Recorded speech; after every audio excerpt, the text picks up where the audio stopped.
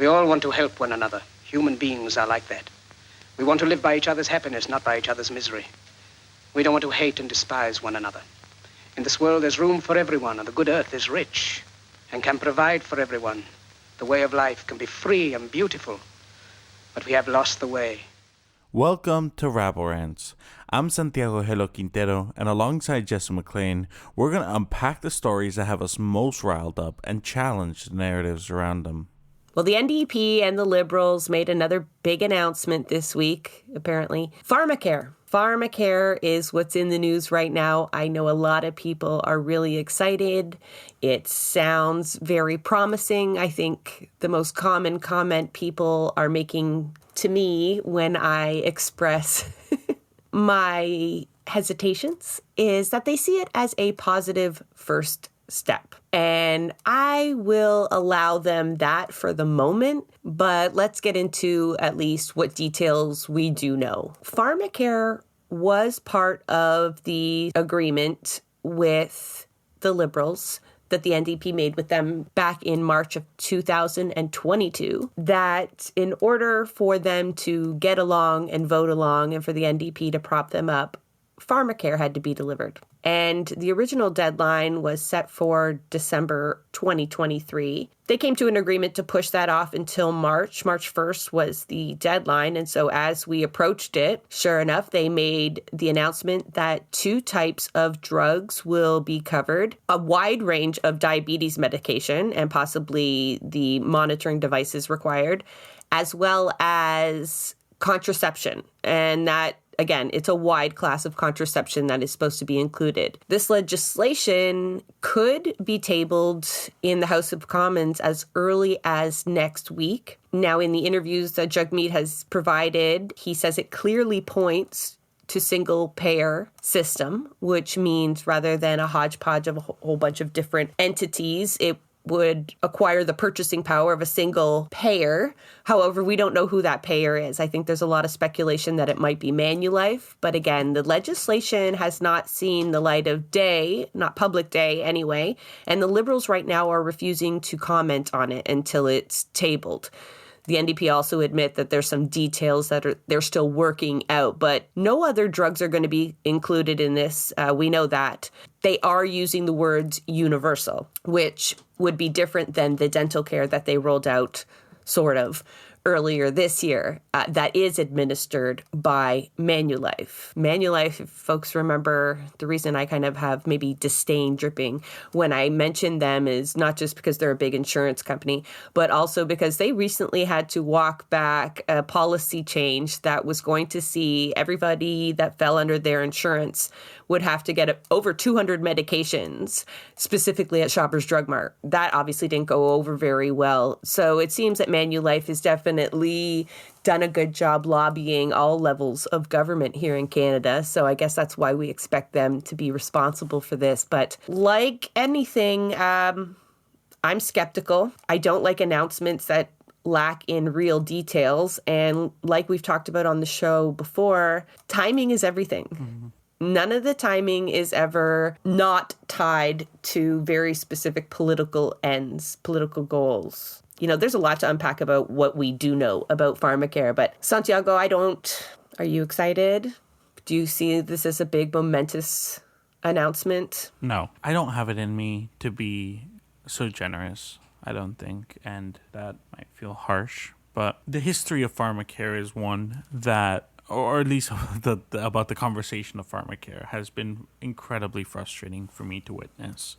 I mean, the Liberals have been promising Pharmacare on their end for a very long time, decades. I still remember a few years ago when, NDP MP Peter Julian introduced a private members bill to, an act for Pharmacare, something along those lines, which was just simply an act to get them to start the process for Pharmacare, right? Not even an act to introduce Pharmacare, just to begin the process of developing a Pharmacare Act. And that was voted down by every single Liberal MP except for Adam Vaughan of Spadina Fort York at the time, former MP of Spadina Fort York, who he abstained but he was one of the most outspoken critics of it. He was playing all of these political games with it, and I remember it was just the most frustrating thing to witness. But yeah, every single other Liberal MP voted it down, just simply beginning the process.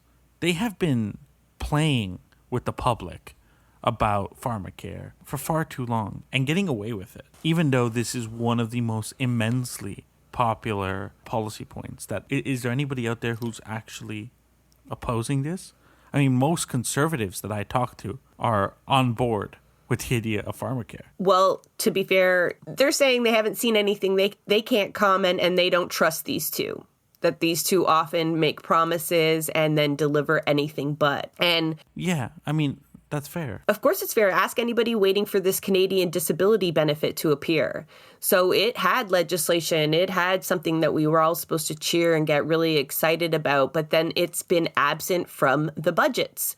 And there's no inclination that it's going to be in the spring budget either. Maybe we'll be surprised. But one of the things about the Pharmacare Act here is although they could table the legislation next week or the week after, Jagmeet has conceded that there's going to be no money for it in the spring budget. Meaning this government might not even stand until we actually get a rollout. So there is no rollout of this medication. People with diabetes right now that aren't already covered cannot count on getting it at this point. This is not something to tell people that help is on its way, because if there's no money in it right now, then it's not happening yet. Mm-hmm. Another big beef I have with it is the framing it as it's some sort of announcement that there's a legislation on the table and we're supposed to be grateful. This is supposed to be the bare minimum. Definitely. We could talk about all the drugs that need to be covered, but it was one of the big ticket items in the CASA deal. It was one of the things NDP members had to keep reminding themselves of. The reason that they had propped up this Liberal government who is now complicit in genocide and all kinds of inaction over massive amounts of crisis that we've had. And they've had to hold on to that kernel of, well, we're going to get pharmacare out of this. I'm not going to go back to the dental care because still that hasn't been expanded beyond its tiny, tiny rollout of like octogenarians. And this feels the same. It feels like a well-timed announcement that they've made a deal that they already made. Because check this out. Alistair McGregor tweets out that it took weeks of intense negotiations to include these two drugs. What the fuck did the agreement include then if it didn't include any medication? It's pharmacare. And you're telling me you had to go toe-to-toe with the Liberals all this time since 2022 agreement to get them to include medication in pharmacare? Was there ever any agreement, or did they literally have to beg them for each and every item and then try to celebrate the crumbs that they were thrown? Even a couple of days before this announcement, the National Post reported that Jagmeet had kind of leaked out that the Liberals weren't considering diabetes medication. So are you telling me at some point they were going to announce this as just contraception? They probably realized that would be a nightmare with the Conservatives and their toxic masculinity. That would just not sell as pharmacare because it's not. But at the same time, they admit that they sat down and only considered covering antibiotics, cholesterol medication, blood pressure medication, and psychological medication, such as antidepressants. I wonder if that includes ADHD medication.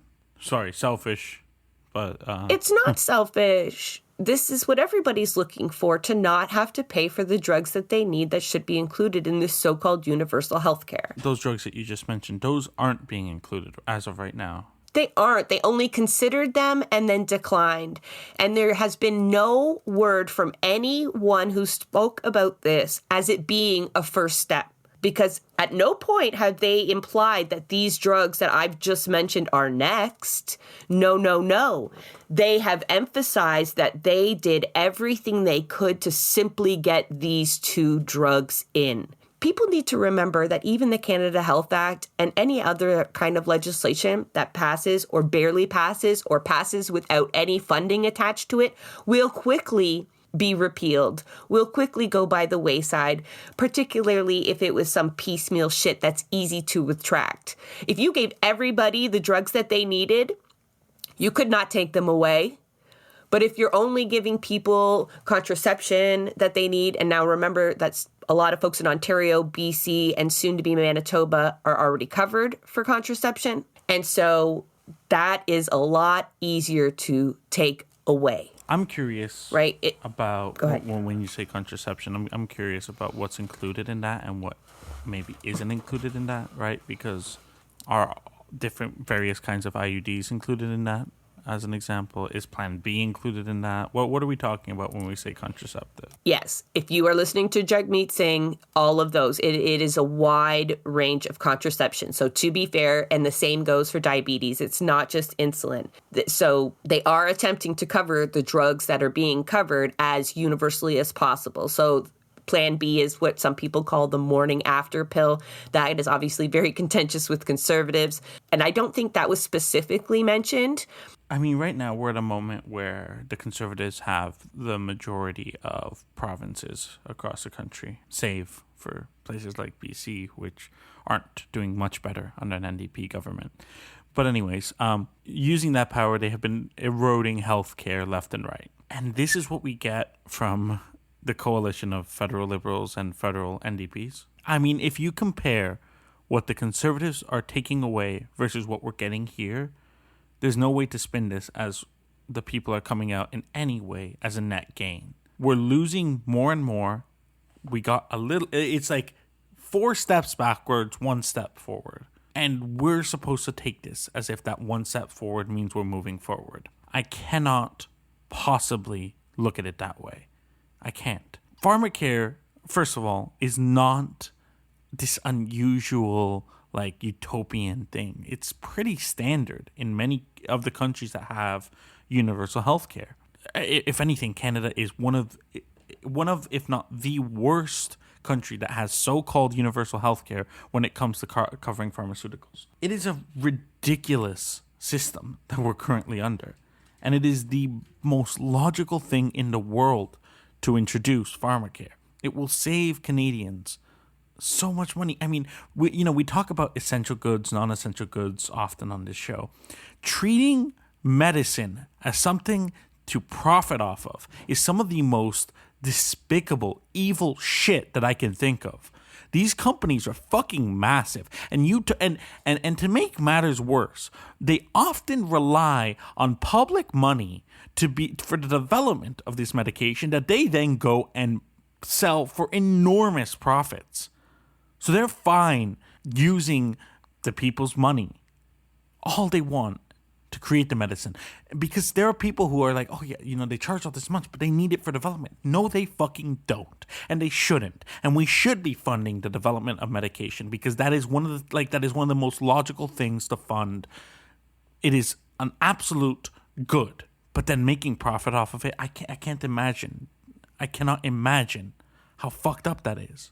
So no, I'm not gonna give them their celebrations. I'm not. It's not fucking enough. It's not. I don't know why people celebrate this shit. I'm serious, and I understand the need for victories. This is not your victory. This is a backroom deal by 2 politicians, and they made it exactly what they wanted. That is not a victory we earned. We can find victories in other places because you don't celebrate people doing their job to the absolute bare minimum, especially when those folks are beyond being humble. They're standing up there telling you to thank them and how hard they worked for these crumbs. Why do you need to celebrate them? These are the powerful. They owe us so much fucking more than this. And why are you content with a baby step? You see them sending $9 billion to Ukraine. You see them sending weapons to Israel. You see them cutting checks to Loblaws. You see Manulife getting a cut. They're not going to do this without profit. So there's profit built into the system, the dental system. I imagine this Pharmacare is going to have mass amounts of profit built into it. And so the money is there to do this properly, to make sure that cholesterol, fucking antibiotics. People need antibiotics to stay alive when they have infections, right? Like that is a life-saving medication, just like many others, just the psychological drugs as well. There's no reason to cherry pick medications and start off slowly. That is a fucking myth sold to you so you will be okay and celebrate these bare minimums that in the end aren't the transformative thing that these people are selling it to. And so rather than calling them on it in this moment, so many people are giving them that little bit, right? They're giving them that media space. They're giving them that clout because they feel like it is a crumb and they're so desperate for crumbs.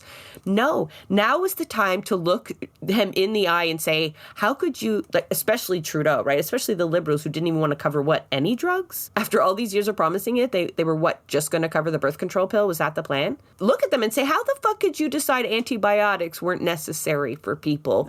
And let's talk about the state of the Canadian economy for a second, right? Because people talk a lot about the gig economy. You know what the gig economy doesn't have? It doesn't have a healthcare plan. A lot of people working precarious work, part-time work, contract work, things that don't carry with them benefits, meaning they don't have any coverage for medication. And the average Canadian already, this is old numbers. I have no idea what it is now. I just know that it's worse. But like pre-pandemic numbers were that the average Canadian doesn't have enough for a $200 emergency. My prescription medication alone would cost me upwards of $300 a month. I do not know how people are expected to pay for their medication right now. This is something that, like, if anybody had a basic understanding of how economics works, this is a fucking knife in the Canadian economy. Because having people not be able to afford things, having to pay, but they have to buy their medicine. So they're having to make serious sacrifices to be able to afford their medicine, which then means that they have less spending money to go into the Canadian economy. That is horrible, economically speaking. That is not how you create a healthy economy.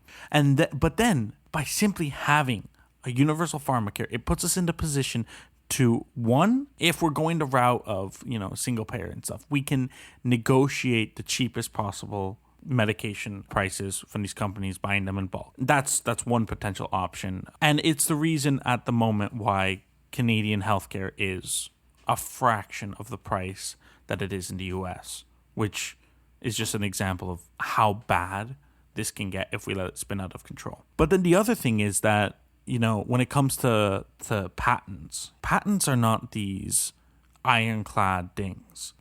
Governments can override patents if it's in the public's interest. We can just snatch that up and start creating publicly funded generic versions of medications. And then we can set the price to whatever it costs to make it. And really, when we have right now, I think of like the LCBO as an example. We have these government-run stores for alcohol. Why the hell are we relying on private pharmacies like Shoppers, who is, owned by who? The Westons, because of course it is. Yeah, why are we relying on private pharmacies? No. Pharmacies. We should have public pharmacies. Why do we not have public pharmacies? I need somebody to explain that to me. It's getting to the point where we're not even going to have, we don't have public family doctors. Much of our health care is privately delivered. Yeah. It's like, we look at all of this and then we look at what's being proposed here. And you know what? I do celebrate. It's important that diabetes medication is covered. That is essential, and it is something that is a consistent cost. And the alternative that we could live in is in the States, where, remember that fucker, I forget his name, but like there was this one guy who like bought up the patent for a diabetes medication, and he increased the price like crazy, which, by the way, was created by a Canadian at the Frederick Banting, was it, at the University of Toronto back in the day, and he sold the patent for $1. because he thought it was so important that nobody should be able to profit off of this, that it should be in the public's interest. And it was created at U of T. I think it was publicly funded. But my point being, the founder of insulin did not want this to be something that was profited off of. I am capable of both celebrating something and criticizing something at the same time.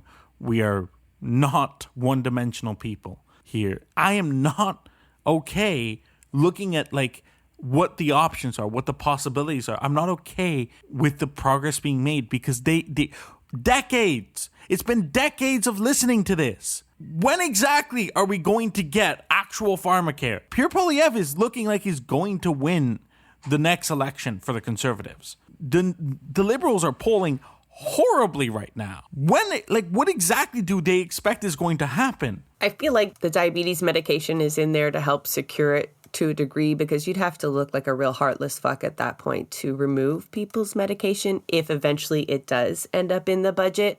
But one thing that I should have mentioned, two things really, to be fair to the NDP, even though it makes me cringe to do it. Surely this would not be tabled next week if it wasn't for the NDP and if it wasn't for the deal. Because I think between the generations of promises for pharmacare that's failed through the Liberals, the fact they didn't even mention it in their last election, almost like they had given up on promising it, and then knowing that they fought tooth and nail to not even have diabetes medication in there, tells you that you wouldn't have anything really if it wouldn't have been for the NDP pushing this particular thing. And diabetes medication and contraception are unique in that, not unique, but for poor folks, they are very important.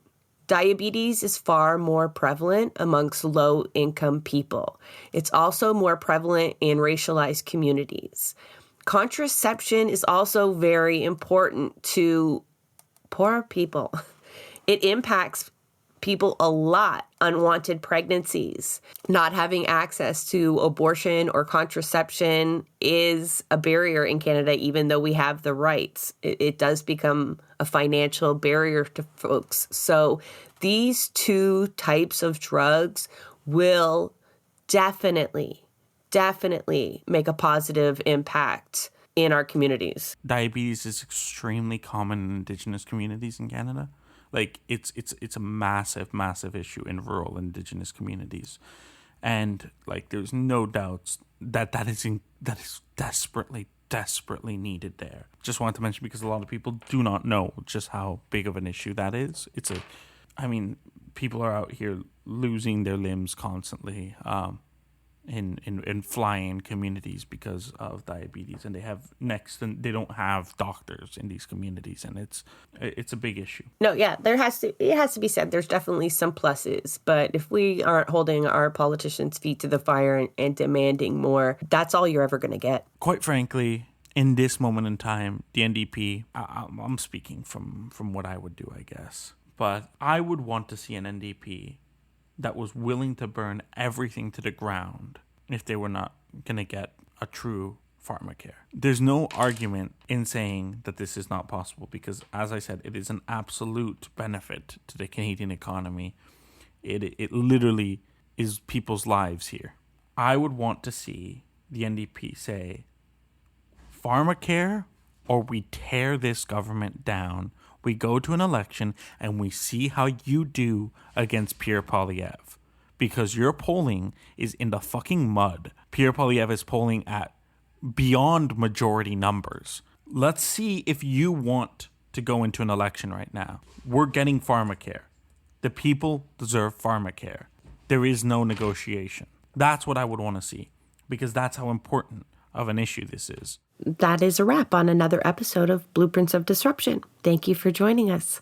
Also, a very big thank you to the producer of our show, Santiago Halu Quintero. Blueprints of Disruption is an independent production operated cooperatively. You can follow us on Twitter at BP of Disruption. If you'd like to help us continue disrupting the status quo, please share our content, and if you have the means, consider becoming a patron. Not only does our support come from the progressive community, so does our content. So reach out to us and let us know what or who we should be amplifying. So until next time, Keep disrupting.